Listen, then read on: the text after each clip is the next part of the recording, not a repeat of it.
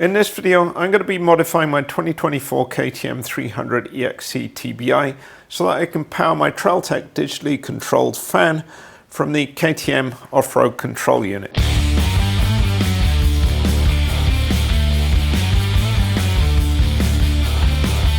Okay, so I've taken the tank off and you can get a better view of the fan and connectors. So here you can see the TrailTech digitally controlled fan. One of the key features is it has a nice digital display, and the key benefit for me is in the morning when I'm warming up the bike, I can look at the display and make a decision whether to start riding or not. Typically you power the TrailTech fan directly from the battery, so here you can see the connector. This wiring harness goes directly to the battery and has an inline fuse.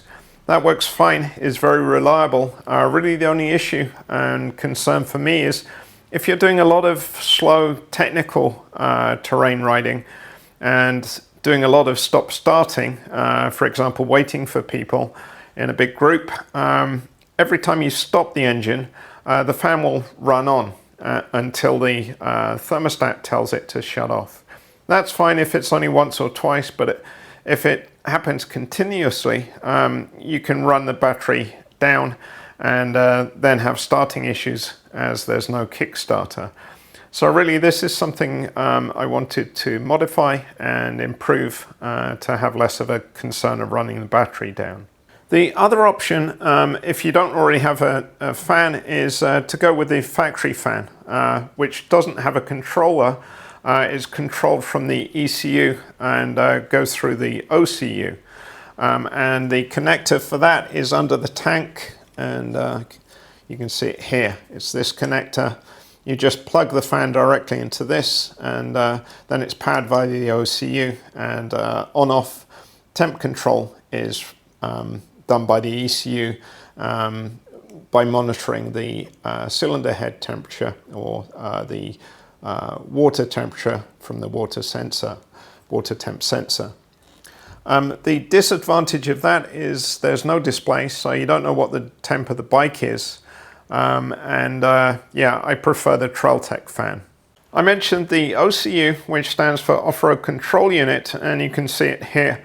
This was introduced on 2024 EXC and XCW models. And it has 5 circuits, so ignition, lights, brake and horn, pump and fan, and replaces the traditional fuse unit.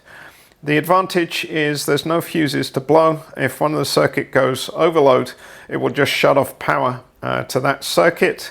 We'll monitor the current when the circuit recovers. If you fix the short for whatever reason, it will switch back on. And so you don't need to replace any fuses. So I'm keen to power my TrailTech fan from this unit.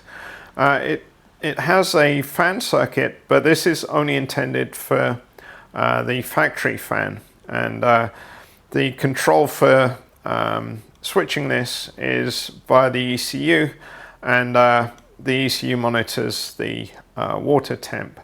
So the TrailTech digital controller has fan on and off temps which you can set. So if you connect it to the OCU fan circuit, you wouldn't be able to control it using the TrailTech controller. So I'm not going to do that. Other circuits, so the pump that would run continuously while the bike is on. Brake and horn is also powered on continuously. Lights are powered on continuously, and also ignition. The one I'm planning on using is the brake and horn circuit. So if I switch back and show you the area next to the fan, I'll show you the connector. Okay, so conveniently the horn connector is also under the tank and has quite a long wire, so it's plenty long enough for connecting up to the fan. My idea is I'm going to inspect the wiring gauge first. Really my only concern of using this harness is that the wire gauge looks to be pretty thin. So I'm going to actually calculate what gauge it is. I'll cut the connector off and inspect the internal copper construction and calculate what gauge it is. If it's thick enough to run the fan, I'll run it off this wiring. If it's not thick enough, my backup plan is to de-pin the connector on the OCU, just these two connections, and run from the OCU some thicker wire. Hopefully I won't need to do that, but we'll see. And in this slide you can see that I measured the horn and fan currents. The horn I measured at 1.35 amps, the fan at 2.5 amps. So the fan is about 1.1 amp higher. I don't think the limit for the OCU is going to be set that fine, so I don't see the OCU tripping out regarding the increased current. As I said, my only concern is whether the wiring is thick enough to support the fan. Okay, so I've taken the wire apart. I found that it has 16 strands and each strand measures 0.2 millimeters. Calculating the cross-sectional area, that gives 0.03125 square millimeters for each strand. Because there's 16, the total cross-sectional area is 0.5 millimeters squared, which is equivalent to 20 gauge wire. And I looked up online some automotive wiring amperage rating guides, and for 20 gauge it seems to be typically rated that for runs up to 2 foot to keep the maximum current to 10 amps. I have probably about 50 centimeters, maximum of 60 centimeters, which is 2 foot or less. So 10 amp maximum. My fan measured about 2.5 amps. So it's about a quarter of the maximum recommended current. So very conservative, should have no problems at all. And what I'm planning to do is to use the factory 20 gauge wire to connect the positive supply to the fan from the OCU. And then for the ground connection, I'm going to use some thicker 16 gauge wire connected back to the frame ground. And you should note that when calculating the maximum current of wire runs, it is the total run of the wire. So you need to add together the positive and the ground connections. In this case I'm using much thicker wire for the ground connection, so it will keep the overall resistance quite a bit lower than using 20 gauge for both runs. So I should have absolutely no problems at all using the factory wiring for the positive supply. Okay, so on the 2024 model, just under the starter solenoid, there is the frame ground connection. So stock, it just has these two thick wires connected to the frame. I've added a 16 gauge wire here, and that's going to be my ground for my fan, and I've zip tied it neatly along here. Here you can see the standard horn connector.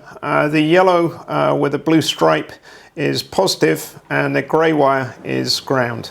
I've cut this off, and then I used a Molex connector, two-way one, which is standard for the fan connections. And you should note that the positive goes into the triangular part of the connector and ground goes into the square part. As you can see, the positive wire is quite a bit smaller, 20 gauge, and the ground is 16 gauge. I don't really like this style of connector, but it is standard on the fans. So I thought I'd just use it, so if I need to swap out the fan, it'll be easy.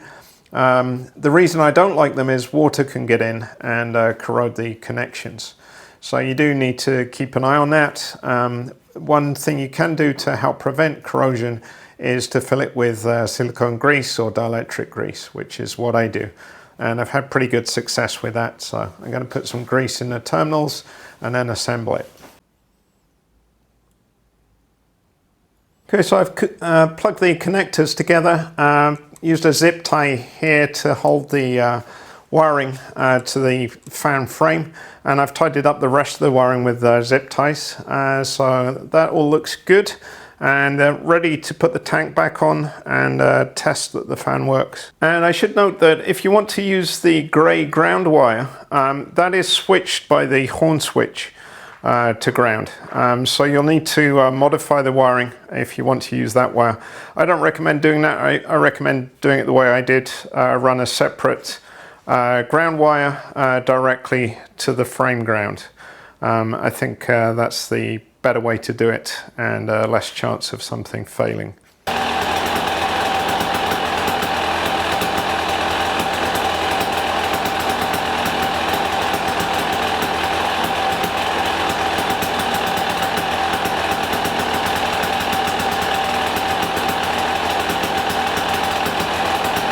So there you could see the fan coming on multiple times. It seems to be working fine. I set the fan controller to 95 degrees C.